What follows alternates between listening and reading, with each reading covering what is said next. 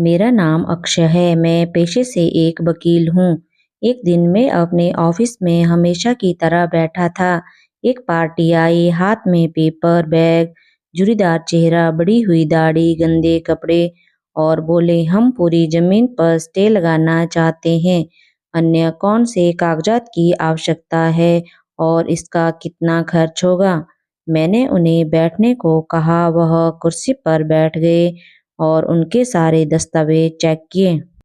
उनसे जानकारी लेने के बाद आधा घंटा लग गया और मैंने उन्हें बताया, आइए आपके मामले पर विचार करते हैं। आप ऐसा करें और 4 दिन बाद वापस आएं। 4 दिन बाद पार्टी फिर उसी अवतार में आई। भाई के प्रति गुस्सा अभी भी कम नहीं हुआ था। मैंने उन्हें बैठने को कहा और वह बैठ गए। फिर मैंने बात शुरू की।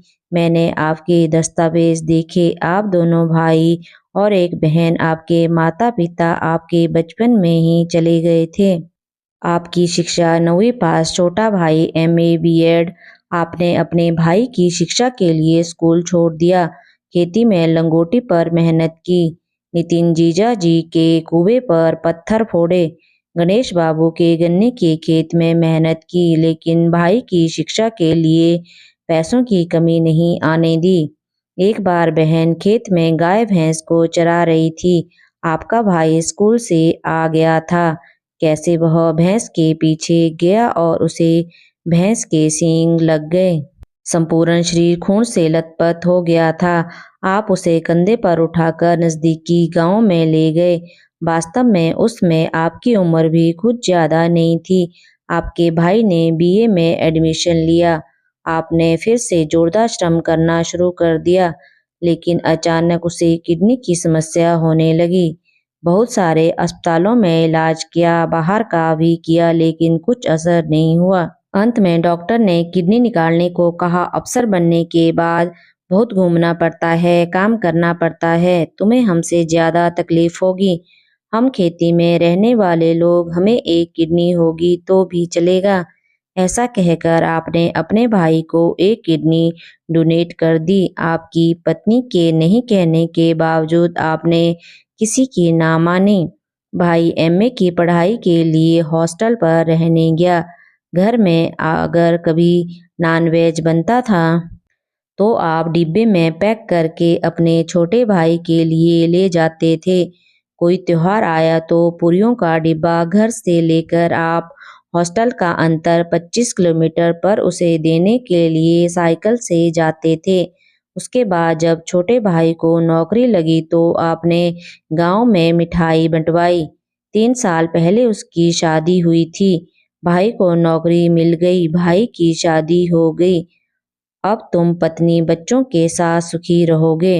लेकिन हुआ उल्टा ही। शादी के बाद से भाई घर नहीं आता। बुलाते तो कहता है, मैंने अपनी पत्नी को वचन दिया है, घर पर पैसे देता नहीं। पूछने पर कहता है कि कर्ज है। पिछले साल नागपुर में फ्लैट लिया। पूछा तो बोलता है कि कर्जा लेकर लिया है। सब कुछ कहने के बाद मैं थोड़ी देर रुका और फिर कहा, अब आपका कहना है कि उसने अपनी कमाई का लिया हुआ उस पर स्टे लगाना है। उसने जल्दी से कहा, हाँ बराबर। तभी मैंने कहा, स्टे लागू किया जा सकता है। भाई द्वारा खरीदी गई आय का हिस्सा भी आपको मिलेगा, पर आपके द्वारा दान की गई किडनी वापिस नहीं की जाएगी। आपने उसके लिए जो जीवन बिताया वह आपको कभी वापस नहीं मिलेगा। और मुझे लगता है कि इन बातों के आगे उसने जो फ्लैट खरीदा है उसका मूल्य शून्य है।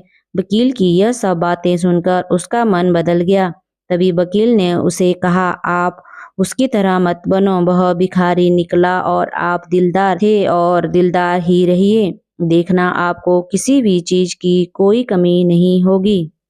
उल्टा मैं कहूँगा कि पितराय में जो आपको हिस्सा मिला उतना ही रखो। उसका हिस्सा वैसे ही पड़े रहने दो। कोर्ट कचहरी करने के बजाय अपने बच्चों को शिक्षित करो। यह सब बातें सुनकर उस वृद्ध पार्टी ने 10 मिनट तक सोचा। सारे कागज बैग में रख लिए। अपनी आंखें पोंछते हुए वह बोला, चलता हूँ साहब। इस बात को 5 साल हो गए। एक दिन वह पार्टी अचानक ऑफिस आ गई। साथ में एक गोरा चिट्टा लड़का और हाथ में बैग था।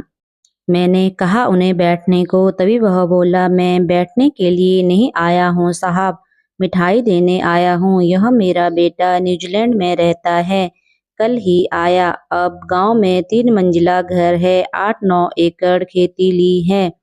आप बोले थे ना कोर्ट कचहरी के लफड़े में मत पड़ो, इसलिए तभी से मैंने बेटे की पढ़ाई का रास्ता पकड़ा और मेरा सब अच्छा होता चला गया। उस पार्टी की बातें सुनकर मेरा दिल भर आया। गुस्से को योग्य दिशा दी तो वापस गुस्से का वक्त कभी आएगा ही नहीं और जीवन में पश्चाताप भी नहीं करना पड़ेगा।